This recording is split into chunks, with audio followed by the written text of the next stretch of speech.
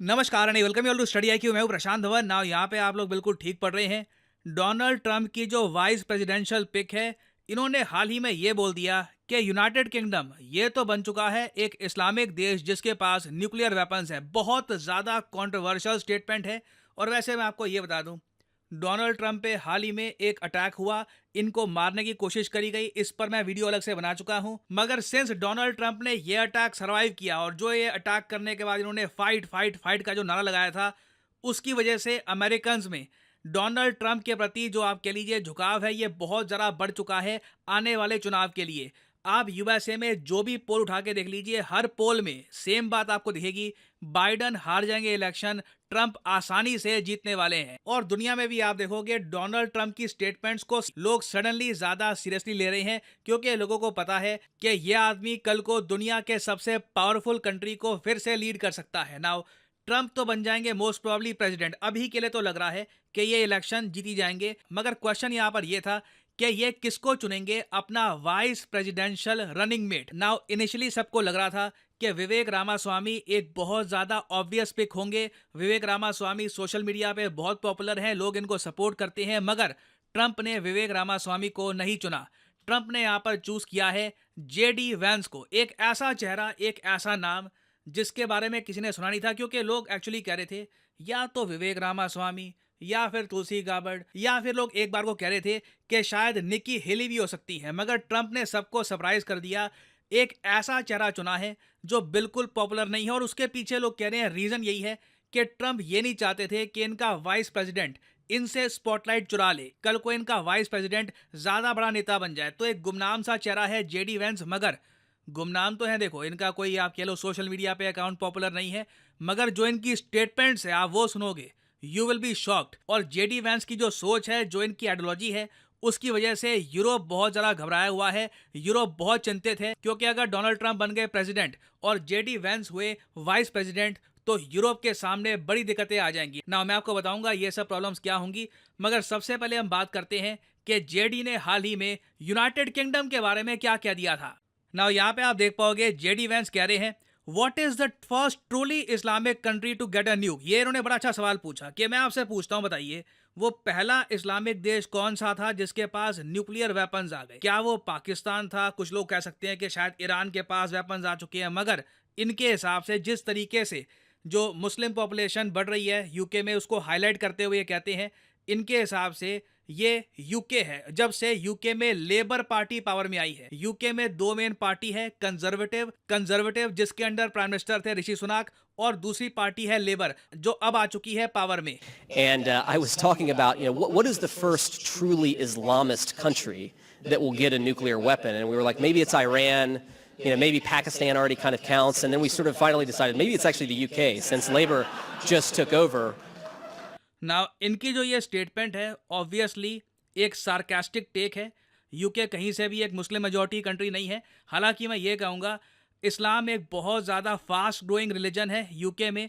जो मुस्लिम्स की आबादी थी टोटल यूके पॉपुलेशन की, ये 5% से कम थी 2011 में। 2021 में ये 6.5% हो चुकी है। और जो एस्टिमेट्स हैं उसके हिसाब से लग रहा है कि आने वाले टाइम में एक साइजेबल यूके पॉपुलेशन इस्लाम फेथ को फॉलो करेगी। और यूएसए एक ऐसा देश जहां पर मुस्लिम पॉपुलेशन अभी भी 2% से कम, एक्चुअली 1.5% के आसपास है, रफली आप कह सकते हैं।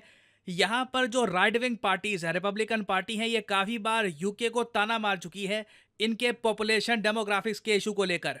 नाउ जेडी वैंस के बारे में मुझे वैसे ये बोलना पड़ेगा कि इवन दो इनकी जो स्टेटमेंट है आप कह सकते हैं काफ़ी इस्लामोफोबिक है। यूके में कई लोगों ने इस स्टेटमेंट का खंडन किया, विरोध किया कि ऐसी स्टेटमेंट से डर फैलता है लोगों में। आप अगर जेडी वैंस की पर्सनल लाइफ देखो तो इनकी जो वाइफ है ये इंडियन ओरिजिन की है and she is a Hindu. Recently आपने देखा होगा सोशल मीडिया पर जो ये नाम है उषा वैंस, ये काफ़ी पॉपुलर हो गया था। आनंद महिंद्रा साहब ने भी इस पर ट्वीट करी थी। इधर आप देख पाओगे ये है यंग जेडी वैंस और इनकी पत्नी उषा वैंस, और ऊपर यहाँ पे आनंद महिंद्रा ये ट्वीट कर रहे हैं there is another great Indian wedding to celebrate. ये ऑफ कोर्स कह रहे हैं कि सिंस अंबानी जो वेडिंग है वो काफ़ी न्यूज़ में है। लोगों को पता होना चाहिए कि चाहे विवेक रामास्वामी, निकी हेली, ये दोनों ट्रम्प के वाइस प्रेसिडेंशियल पिक नहीं बने, तब भी एटलीस्ट हम ये कह सकते हैं कि जो वाइस प्रेसिडेंट हो सकता है कल को बने यूएसए के, इनकी धर्मपत्नी इंडियन ओरिजिन की है। ना डिपेंड करता है आपको इसमें खुशी मिलती है नहीं मिलती, इट्स जस्ट अ फैक्ट। ना अब बात करते हैं यूरोप की, कि यूरोप इतना ज़रा चिंतित क्यों है जेडी वैंस को लेकर। जेडी वैंस ने काफ़ी बार ओपनली ये बात दुनिया के सामने रखी है कि इनका मानना है कि यूरोप ना अपना डिफेंस एक्सपेंडिचर बहुत कम रखता है। क्यों? क्योंकि इनको पता है नेटो एग्जिस्ट करता है। यूएसए सिंस अपनी मिलिट्री को इतना स्ट्रांग रखता है, उसकी वजह से यूरोपियन कंट्रीज ने कभी अपनी मिलिट्री बिल्डअप ही नहीं करी और आज के समय यूएस को ही मेन लीड लेनी पड़ रही है यूक्रेन को बचाने में फ्रॉम रशिया। तो ये ओपनली कह रहे हैं कि इन्हें कोई जितनी परवाह नहीं है कि यूक्रेन के साथ क्या होता है। और यहाँ पे आप देख पाओगे लिटरली ये इनकी एक स्टेटमेंट है, I don't really care what happens to Ukraine, God help Ukraine. ये यूक्रेन के मामले में कहते हैं मैं यूक्रेन के लिए बिलियंस ऑफ डॉलर्स नहीं खर्चने वाला, रशिया को जो करना है रशिया कर सकता है ना। उसके आगे ये कहते हैं बाकी यूरोप की प्रोटेक्शन के लिए भी ना यूएस आगे नहीं आएगा। यूएस का मेन फोकस है इंडो पैसिफिक, वहां पर यूएस को डिप्लॉयमेंट बढ़ानी है, that is the main focus. हम लोग यूरोप में उलझकर इंडो पैसिफिक को नहीं भूल सकते। तो अगेन देखो, जो इनकी विचारधारा है उससे यूरोपियन कंट्रीज बहुत ज़्यादा चिंतित हैं। और मेरे हिसाब से अब होगा क्या, जैसे ही ये बात तय हो गई कि डोनाल्ड ट्रंप बनेंगे यूएसए के प्रेसिडेंट, आप देखोगे यूरोपियन यूनियन ना ये खुद की मिलिट्री बिल्ड करना स्टार्ट कर देगा अंडर फ्रांस। इसमें इमैनुअल मैक्रों मेन लीड निभाएंगे। तो आने वाले टाइम में मैं आपको बता दूं मेजर डेवलपमेंट्स होने वाली है। जेडी वैंस, ये नाम याद रखिएगा, गुमनाम सा चेहरा है, मोस्ट प्रोबेबली आज से पहले आपने इनके बारे में सुना नहीं होगा, बट आने वाले समय में ये नाम बहुत ज़्यादा न्यूज़ में रहेगा। और फाइनली आप लोगों से मैं पूछूंगा एक क्वेश्चन ये है कि हाल ही में किस कंट्री ने देखे हैं large scale protest over government jobs Kota.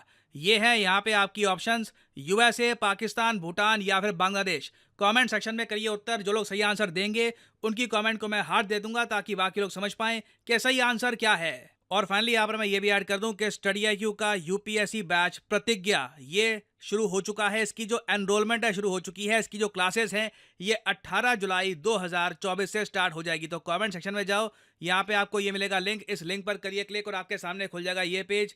यहाँ पे आप स्टडी आईक्यू का जो प्रतिज्ञा बैच है ये कर सकते हैं परचेज, बट जो प्राइस यहाँ पर लिखा है ये पे करने की जरूरत नहीं है। सिंपली यहाँ पर कोड यूज करिए PD10 and the prices will start following. प्रतिज्ञा बैच में देखिए मेन खास बात ये है कि आपका प्रीलिम्स जैसे ही क्लियर होता है आपका पैसा रिफंड कर दिया जाएगा। स्टडी आईक्यू आपको ऑप्शन देगा कि अगर आप चाहें तो दिल्ली आ सकते हैं, स्टडी आईक्यू के साथ रहिए। यहाँ पे आपका जो खर्चा है रहने का, खाने पीने का, स्टडी आईक्यू उठाएगा। मेंस की तैयारी करेंगे मिलकर, इंटरव्यू की तैयारी करेंगे and we will make sure that you reach your destination.